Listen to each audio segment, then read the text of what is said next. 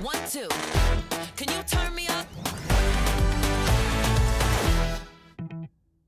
I see it, like it, I want it, on it, I'm getting it, yeah. Now see me strut up and stun like I just don't care. Let's go, I move the body out from my... Bienvenidos a un nuevo programa de Cara a Cara. Yo soy Cindy Roth Hook. Y yo soy Lorena Hook, y en esta oportunidad nos acompañan dos protagonistas de la actualidad política entrerriana. Ellos son el arquitecto Darío Schneider, quien asumió hace pocos días como diputado nacional, y también Hernán Jacob, doctor Hernán Jacob, quien asumió hace pocos días también como ministro de Infraestructura y Planeamiento de la provincia de Entre Ríos, sucediéndolo al arquitecto Darío Schneider. Muy bienvenidos a Cara a Cara.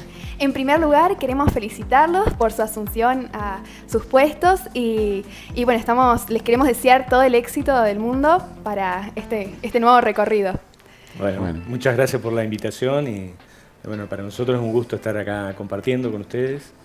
Y recuerdo la última vez que vine, la pregunta picante. Sí, recuerdo, de la periodista. De que sí. quién iba a ser el sucesor próximo en el cargo que me iba a tocar en algún momento dejar, ¿no? Claro. Y bueno, yo dije En el que eso era ministerio. una decisión del gobernador y así fue, bueno, y muy satisfecho también yo y contento porque puede seguir el equipo que estaba y Hernán a cargo, en este caso que está acá con nosotros. Y bueno, todo lo que se viene haciendo en el ministerio va a tener esa continuidad, entonces también a uno le deja una tranquilidad en ese sentido, ¿no? Sí, muy De todo lo importante. que hemos Y los hecho. dos de Crespo. Bueno, Sí. qué orgullo para Crespo, claro, ¿no? Ojalá representen sea un orgullo. Sí, lo va a hacer, no nos queda duda. Y Darío, bueno, fue tu primera sesión en estos días dentro del Congreso. ¿Cómo fue tu experiencia? Sí, ¿De qué bueno. se trató la sesión? ¿Cómo votaste? Bueno. Hay que Muchas explicarlo, preguntas. sí. Sí. No, bueno, para mí es una experiencia nueva porque es la primera vez que tengo un cargo legislativo, digamos, ¿no? Nunca fui concejal ni diputado provincial. Bueno, en este caso me ha tocado esta experiencia legislativa como en un cargo en el Congreso de la Nación como diputado. Bueno, resultado obviamente de las últimas elecciones también. Así que hemos asumido, en los primeros días también nos tomaron el juramento primero y bueno, la semana pasada hicimos la primera sesión también, donde bueno, se trataron temas muy importantes. Como integrante de un poco de lo que fue el resultado de las últimas elecciones, yo represento al radicalismo dentro de la lista, así que en primer lugar nosotros conformamos nuestro bloque como bloque radical y a su vez integramos un interbloque con el PRO y otros partidos, de manera que somos 22 en un interbloque, ¿no? Eso es un poco Bien. la manera en que se organizan las representaciones dentro del Congreso, ¿no? Que está el bloque de la Libertad Avanza, está el bloque de la Unión por la Patria. Bueno, nosotros tenemos nuestro bloque, interbloque, donde, bueno, anoche, la semana pasada tuvimos este debate importante que tiene que ver con una ley que es absolutamente necesaria para la gestión pública, ¿no? La ley Que de es el presupuesto. Exactamente. Y yo siempre recordaba que, bueno, como intendente, esa experiencia yo la he vivido, digamos, ¿no? Cada vez que uno inicia una gestión, lo primero que hacemos es el presupuesto, digamos. Si no tenés Claro. presupuesto es muy difícil, ¿no?, llevar adelante una gestión ordenada, ¿no? Y, bueno, mi ley tuvo esta dificultad de no contar con presupuesto durante los 2 primeros años. Entonces, esto era una premisa también para este tercer año de gestión, poder tener el presupuesto aprobado. Y bueno, se tuvo media sanción, así que ese primer paso ya se dio y bueno, ahora va al Senado, ¿no? Y en tu caso, ¿tuviste alguna objeción, algún capítulo que no te gustó? Bueno, siempre nosotros advertimos también que dentro de lo que es el frente que se conformó en la provincia, con gente de la Libertad Avanza, del PRO y del radicalismo, acompañábamos siempre una idea, un rumbo que tiene el gobierno nacional y que por eso nos habíamos conformado en esa lista, ¿no?, que ganó las elecciones en las últimas elecciones aquí en la provincia. Pero también podríamos llegar a tener diferencias en algún momento, ¿no? Nosotros eso lo planteamos desde el principio y bueno, esto se vio también en el Congreso en esta primera votación, donde había el presupuesto se compone de capítulos. Esos capítulos tienen artículos, ¿no? Eran cerca de 80 artículos divididos en capítulos. Capítulo 1, todo bien, 2, todo bien. Obviamente nosotros votábamos con el oficialismo porque somos un bloque que acompaña al gobierno nacional, pero ya sabíamos que íbamos a tener diferencias en el capítulo 11. Y que se lo habíamos advertido al oficialismo, que si hacía algunas modificaciones, podía votarse todo sin ningún problema, digamos. Bueno, ellos tienen una característica de que ellos plantan una línea y no se mueven, y por ahí no aceptan alguna sugerencia, y es una lástima porque podría haber salido una media sanción de un presupuesto mucho más... ¿Cuál fue puntualmente la sugerencia planteada? Bueno, había dentro de ese capítulo 11, distintos artículos que derogaban leyes, la ley de financiamiento de universidades, la ley de discapacidad. También había otros artículos que tenían que ver con la emergencia sanitaria, que tenían que ver con el Garrahan, todo temas muy sensibles, ¿no? Y que nosotros entendíamos que de alguna manera eso debería estar en el presupuesto para que se pueda dar financiamiento a estas acciones de gobierno, ¿no? El gobierno nacional consideraba que había que derogar todas esas leyes.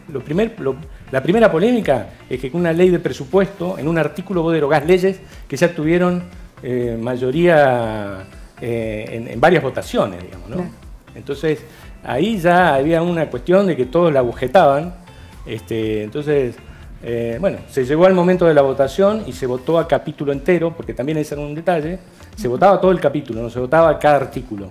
Que eso también podría haber salvado la situación. Es decir, bueno, abramos el capítulo y votemos artículo por artículo. Artículo 11 tenía que ponerle 10 artículos. Bueno, que se vote cada artículo y de manera que vos votás el que no estás en acuerdo y todo lo otro queda vigente, ¿no? Bueno, tampoco hubo flexibilidad en ese sentido, entonces se votó todo el capítulo y la votación salió negativa. Yo me abstuve en ese capítulo por una cuestión de que entendía que no iba a votar con la oposición, pero tenía estos reparos con el oficialismo. Entonces, bueno, la abstención fue una medida, un voto ahí intermedio, pero igualmente los votos negativos fueron más que los positivos, así que ese capítulo quedó fuera del presupuesto. Esa es la conclusión. Claro, entonces, ahora va al Senado y ahí se verá cómo se sigue. Si se hace alguna modificación, tendrá que volver a diputado o se vota como está, o se aprueba como está. Muy bien. Y Hernán, fue una jornada bastante larga, extensa, de mucho debate. ¿De qué hora a qué hora? Entretenida, de las 2 de la mañana, de las 2 de la tarde hasta las 3:30 de la mañana. Sí. Muy bien. Pero bueno, salimos ilesos. Me alegro. Hernán, en tu caso, ¿con qué diagnóstico te encontraste cuando asumiste como ministra de Infraestructura y Planeamiento de la provincia? Bueno. Darío, ¿te dejó todo organizado? La pesada herencia. No, la verdad que hace 30 años que trabajamos en equipo con Darío, formamos parte de un equipo que trasciende una relación profesional o funcional y pasa a una amistad de la más larga que puedo contar en mi vida. Son 14 años de trabajo y 30 años de amistad, digamos. Es una tremenda responsabilidad, pero en lo personal, o hablo también por el resto del equipo que quedamos al frente del ministerio, un hermoso desafío, ¿no?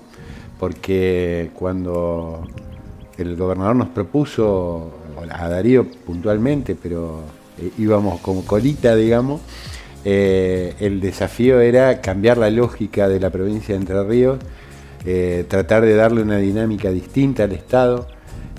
Asumimos en un contexto hace 2 años que era, yo digo, una tormenta perfecta, es decir, un último periodo de gobierno con un desmadre de las variables macroeconómicas, sobre todo la inflación, lo que produjo una virtual paralización de la obra pública, porque ustedes saben que cuando la inflación se desboca, toda la actividad económica empieza a letargarse, no hay precios, no hay insumos, empiezan a escasear. Y en el ámbito de la construcción hay insumos críticos que faltaban y que produjeron una paulatina paralización de obras, también producto de la falta de pago de los trabajos públicos que se iban realizando. Y con la asunción del nuevo gobierno, un cambio de 180 grados de las reglas del juego, porque el presidente Milei, al asumir, decide desentenderse de la obra pública y abocarse a justamente la normalización de las variables macroeconómicas, con lo cual fue un periodo bastante duro que tuvimos que pasar asumiendo la renegociación de la obra. Se produjo una paralización de por lo menos 6 meses de toda la obra pública en Entre Ríos. En el medio una negociación cara a cara, empresa con empresa, entendiendo la situación difícil que estaba teniendo el sector de la construcción y también la situación difícil que tenía el Estado en lo financiero, porque para que ustedes se den una idea, de cada 3 pesos que se invertían en la provincia de obra pública, 2 eran de fuente nacional, es decir, los mandaba el Estado Nacional y de buenas a primeras dejó de mandarlo. Y ese único peso que aportaba el Tesoro Provincial encima se vio afectado por una drástica caída de la recaudación producto de la paralización económica de la actividad económica, claro, del ajuste. Entonces tuvimos que ser muy imaginativos para llegar a acuerdos y bueno, en la segunda mitad del año pasado empezar a reactivar la obra pública priorizando qué había que hacer primero, digamos, porque todos sabíamos que no lo íbamos a poder hacer, entonces ¿dónde íbamos a poner el acento para dejar de descapitalizar a la provincia? Que viene de un periodo muy largo de tiempo en que la inversión pública en infraestructura viene cayendo. Hoy representa aproximadamente un 2,5, 3% del total del presupuesto provincial, solo se invierte el 3%. Todo lo demás es gasto corriente, es pagar sueldos, jubilaciones, servicios que presta el Estado provincial. ¿Eso qué produce? Produce una descapitalización. Basta con ir de acá más allá para darte cuenta que las rutas, los caminos, etcétera, no están en las mejores condiciones. Si bien justamente la Ruta 12 es una de las que el gobierno nacional continuó atendiendo con la repavimentación, las rutas provinciales y los caminos de la producción, como se llaman, distan mucho de estar en condiciones óptimas, digamos. Bueno, con ese criterio el gobernador y mi antecesor ministro definieron apuntar los recursos a obras viales, educativas, es decir, en las escuelas y en los centros de salud. Esas eran las 3 prioridades. Bueno, si quedaba algo, se atendían otras necesidades muy importantes también que debe atender el Estado Nacional, como comisarías, cárceles, residencias del COMNAF, por ejemplo. Es decir, todo lo que es la infraestructura de edificios públicos y de obras públicas de Entre Ríos, priorizadas en esos 3 aspectos: vial, educación y salud, ¿no? Y de ese modo, poco a poco, y teniendo una relación muy cercana sobre todo con los intendentes, con los contratistas de obra, con las empresas contratistas, que también pasaron una situación muy difícil. Imagínense ustedes tener paralizada esta empresa durante 8 o 10 meses. Claro. Es difícil, ¿no? Sí. Porque queda mucha gente en el camino. Se despide a todo el plantel. Y no son números, son personas, digamos. Entonces, uno trataba de empatizar con esa situación difícil y con menos recursos que ganas, fuimos encontrando soluciones. Bueno, durante estos 2 primeros años la situación prácticamente fue esa. Este año, si bien arrancamos bien, al poco tiempo nos llama el gobernador, nos llama el ministro de Hacienda y nos dice, miren, los recursos tuvieron una caída real del 20%, por lo tanto tenemos que disminuir el ritmo de obra.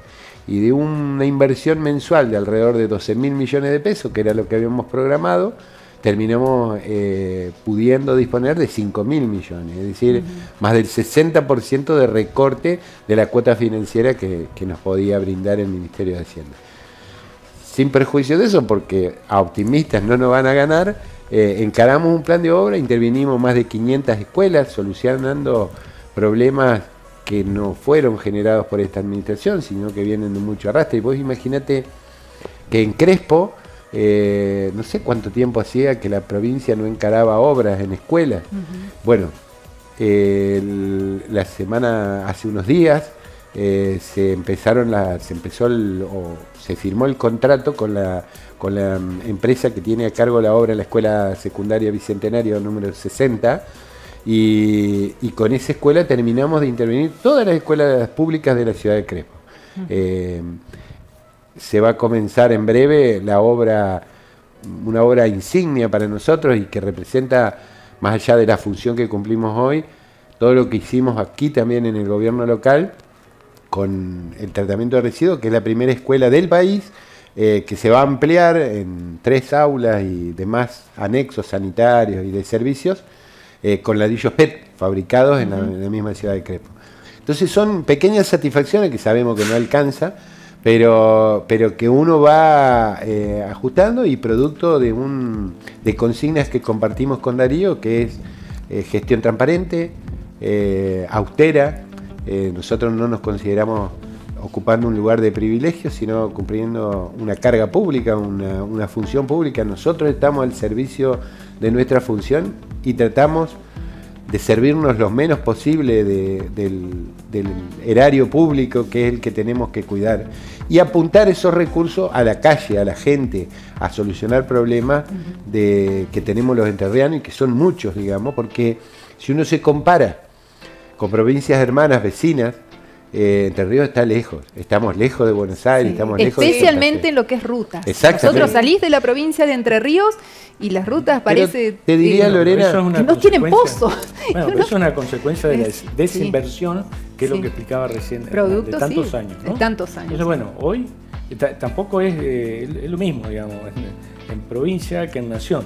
Uno desearía poder repavimentar todas las rutas de la provincia, pero no tenés la plata para eso, tenés que manejarte con la plata que tenés.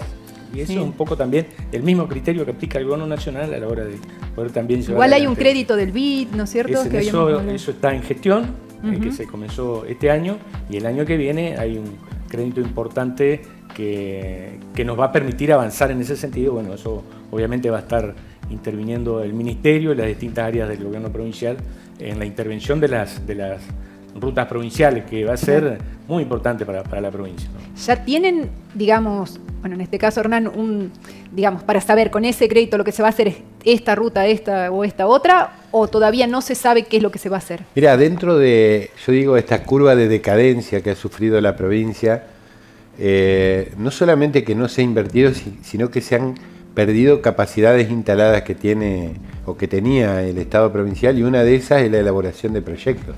Ni siquiera tenemos los recursos necesarios para elaborar un proyecto, y si vos no tenés proyecto, por más que financiamiento tengas, no vas a poder ejecutar las obras.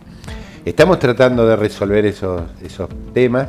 El Estado provincial, nosotros un poco no lo entendíamos de entrada, pero históricamente en estas últimas décadas ha funcionado como compartimentos de estanco. Darío siempre contaba la anécdota de cuando se reunió en la transición con su antecesor y que tenía el mismo título, ministro de Planeamiento, Infraestructura y Servicio, y le pregunta sobre la situación de vialidad. Le dice, no, yo vialidad no tengo nada que ver. Vialidad es vialidad, el ministerio es el ministerio.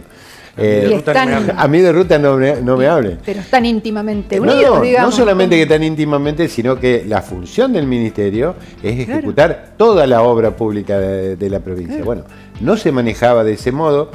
Si vos te guiás por la cuestión presupuestaria, obviamente que el administrador de vialidad ejecuta mucho más presupuesto que el ministro de Planeamiento. Sin embargo, el decisor político que asesora al gobernador en materia de obra pública es el ministro de Planeamiento, Infraestructura y Servicios. De modo que no nos podemos, ahora en mi caso y Darío en su momento, no nos podemos desentender de la responsabilidad de las rutas entrerrianas. Yo no puedo mirar para otro lado si vos me decís, che, ¿cuándo van a intervenir la ruta 6? Por decirte una que seguramente padecerás o el acceso a Maciá, que está detonado. Sí. Bueno, y que causan accidentes, claro, porque ese es el tema. 2x3 vemos gente tirada con el cárter roto, con una goma rota. Además los costos, vos sos empresaria además y sabés que los costos en las empresas deben ser lo más ajustados posible para optimizar la productividad de la empresa. Bueno, el costo de rotura, de demora por transitar en una ruta que no está en condiciones es muy considerable, porque romper una rueda de un auto es caro, pero romperla de un camión es carísimo, digamos. Claro. De modo que el concepto sobre el cual se van a elegir las obras es precisamente ese, un concepto estratégico en lo que es los corredores de la provincia de Entre Ríos. El central básicamente es la ruta 612, que es nacional, pero lo consideramos en la definición. 12, la circunvalación a la ciudad de Nogoyá, y la ruta 26 que vincula con el puente Rosario Victoria y digamos es el corredor bioceánico entre el Atlántico y el Pacífico. Esa es una definición. La ruta 1-2, que es el desarrollo del norte entrerriano, el postergado. Si ustedes ven un mapa de calor de inversiones de la provincia de Entre Ríos, van a descubrir que está iluminada las dos costas, la del Paraná y la del Uruguay, y el eje sur, digamos, que básicamente está marcado por la 12 y la 11, y después del centro para arriba se apaga, digamos. Y usted dice, ¿por qué pasa eso? ¿Porque los entrerrianos del norte son peores que los entrerrianos del sur? No, porque falta la inversión pública que permita desarrollar inversiones. Si usted quiere poner hoy una crianza de pollo o de aves en general, o de porcinos o de otras inversiones pecuarias, no es como era antes, que llevaba un lote de vaca y se criaban al monte y no había problema, se venían a buscar los novillos gordos. Hoy es una industria prácticamente la actividad y tiene que estar garantizada la accesibilidad, tiene que estar garantizada la energía, tiene que estar garantizada la transitabilidad 24/7 los 365 días del año, porque si el animal no recibe el alimento en tiempo y forma, no sirve. Si no se puede sacar el porcino a término, no sirve. Si no se puede sacar el huevo a término, no sirve. Es decir, y hay parte de esa inversión que la va a hacer el privado si tiene las condiciones de inversión pública previa. Tal cual. Si usted no tiene conductores eléctricos, si usted no tiene gas natural, si usted no tiene rutas en condiciones, es difícil que se desarrolle la inversión, porque evidentemente el empresario tiene un fin de lucro que es propio de cualquier actividad de tal tipo. De modo que los criterios van a ser apuntalar las condiciones para el desarrollo integral de la provincia de Entre Ríos. Entre Ríos debe aumentar mucho la inversión, pero mucho más la productividad de la provincia. Las condiciones las tenemos.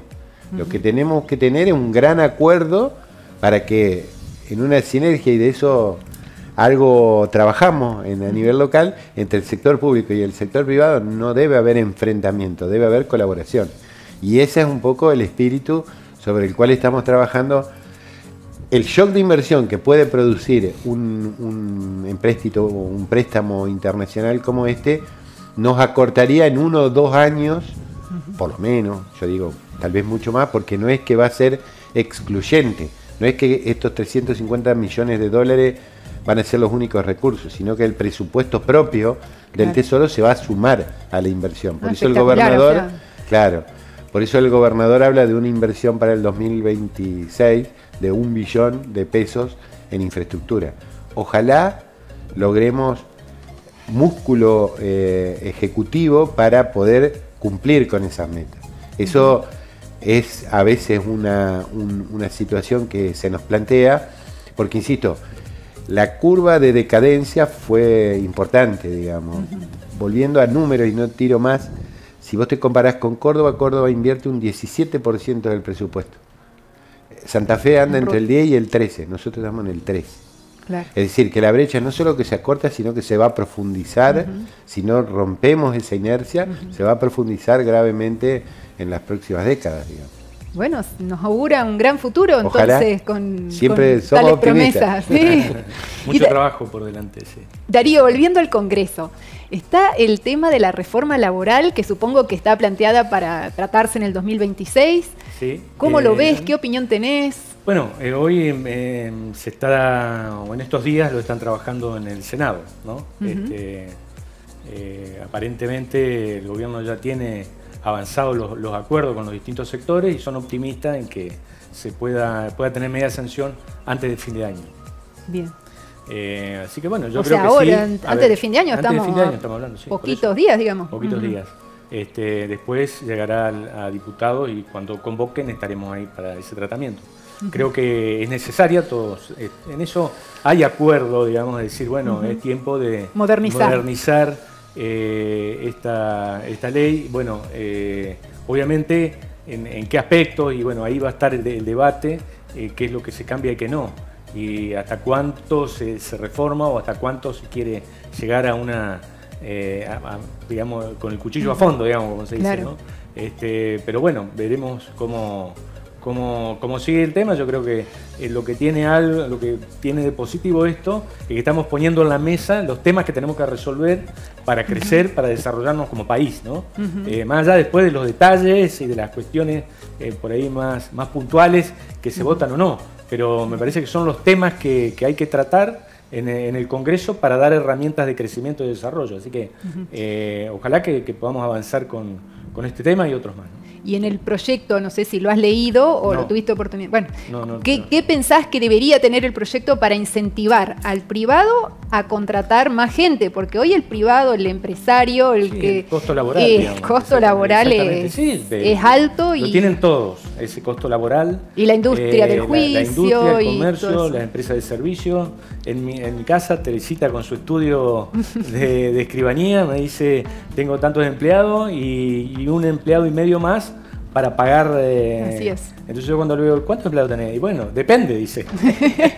¿No? Sí, Y bueno, sí, sí. esas son las cosas que tenemos que tratar de resolver, de dar esa flexibilidad, si se quiere, para que la oferta laboral sea dinámica también, ¿no?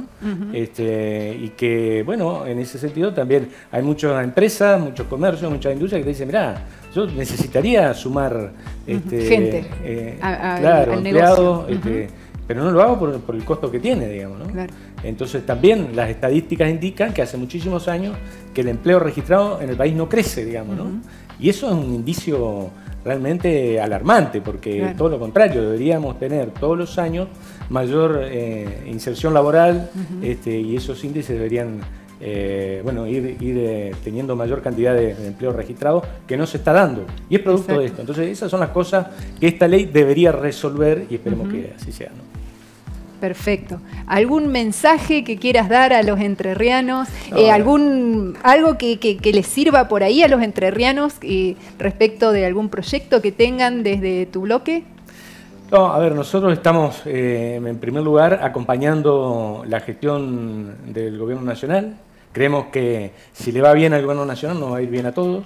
Esa es la primera cuestión que nosotros hemos definido al iniciar la gestión en el bloque, y acompañando también desde una mirada también crítica a lo que se plantee, digamos, como en este caso del presupuesto.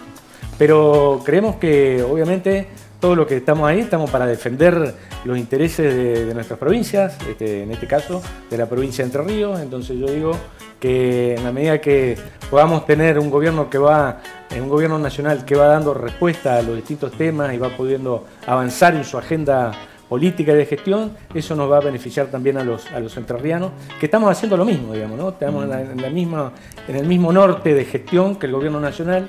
Entonces, por eso, la verdad que en mi caso es una responsabilidad muy grande la que me toca, representar los intereses de la provincia y bueno, decirle a los entrerrianos también que vamos a estar a disposición para cualquier situación, eventualidad, que yo pueda colaborar y ayudar desde mi pequeño lugar ahí en la legislatura. Estoy a disposición para todos los entrerrianos, por supuesto, y dar una mano como siempre, ¿no? Perfecto. Bueno, Hernán, desde tu parte, ¿te gustaría dar un mensaje? Sí, bueno, primero agradecerles la amena entrevista que nos han hecho. Y bueno, yo insisto, creo que como gente del interior, como en el caso nuestro, como crespenses, el optimismo es lo que nos mueve todos los días.